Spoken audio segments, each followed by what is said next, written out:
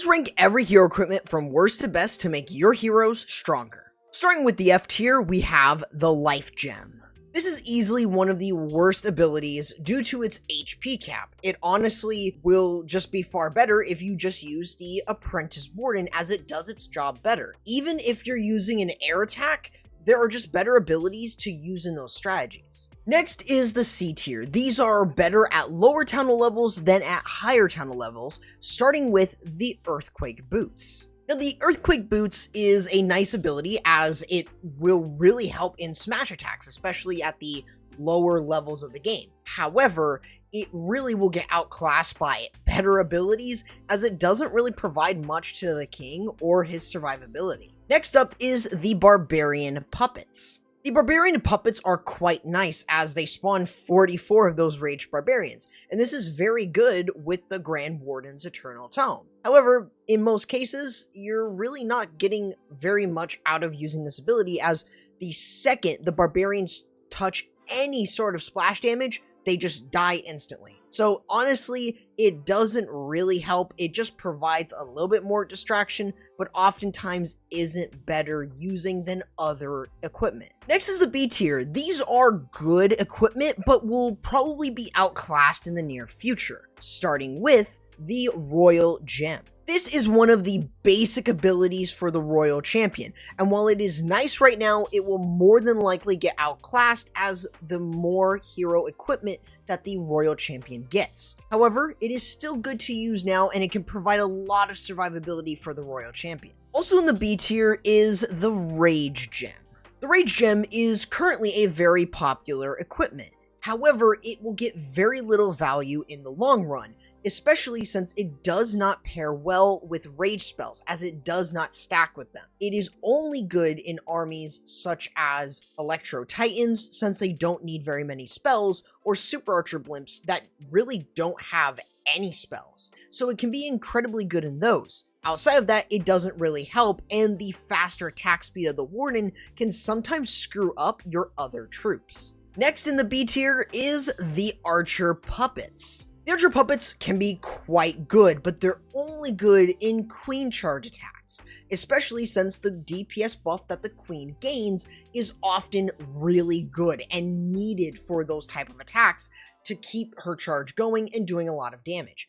However, in the long run, this really won't be a good ability, as it can easily get outclassed by other abilities that allow her to do the same thing without even needing the archers. Next is the A tier. This is where we get into some of the stronger equipment, starting with the Giant Arrow. The Giant Arrow isn't the best attack strategy for the Queen, however, it has an amazing synergy with one of the best methods in the game, the Zapquake. This is incredibly flexible, and you can honestly use this on a lot of different bases, depending if you can line up that Giant Arrow. This is going to be quite noticeable in a very strong attack that's getting stronger, the Zap Lalo, which we will be breaking down in a full video soon, so consider subscribing and hitting the bell to not miss that video and future videos. Next up in the A tier is the Healer Puppets.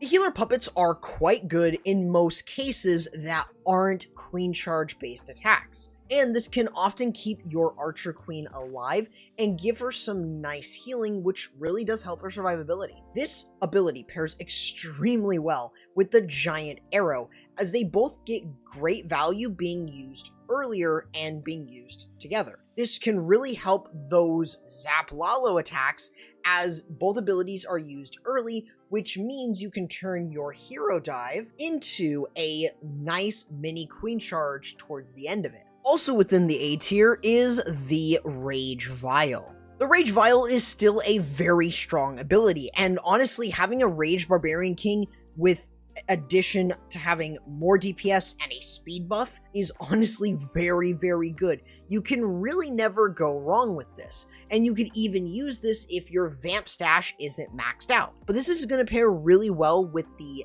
S tier ability for the king. Next up in the A tier is the Vampstash. Now, the Vampstash is very good.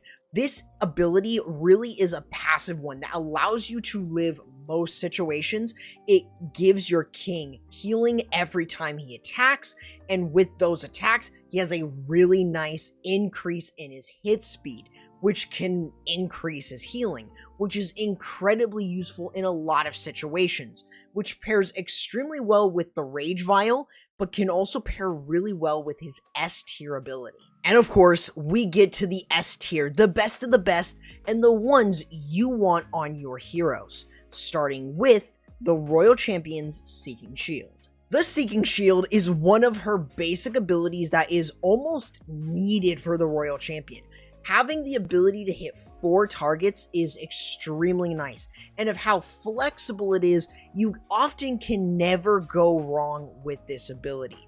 As she gets new ones, you're more than likely going to see the Seeking Shield stay on her, as it provides her with a lot of DPS. Next in the S tier is the Invisibility Vial. The Invisibility Veil is quite good in almost any situation. The invisibility just allows your queen to stay up as it increases her survivability. It pairs really well with any of her abilities. However, it really doesn't pair well with the giant arrow and is often better to run the Invisibility Veil with archers, as the queen charge can get a lot more powerful and can have more survivability with both abilities combined. Also within the S tier is the Heart Tome.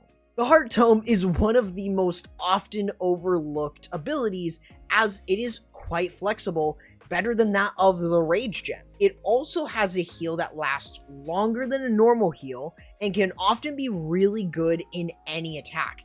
This pairs extremely well with another one of the Warden's must-use abilities. Next up in the S tier is the Eternal Tome. The Eternal Tome is pretty much essential for the Warden to even be a good hero.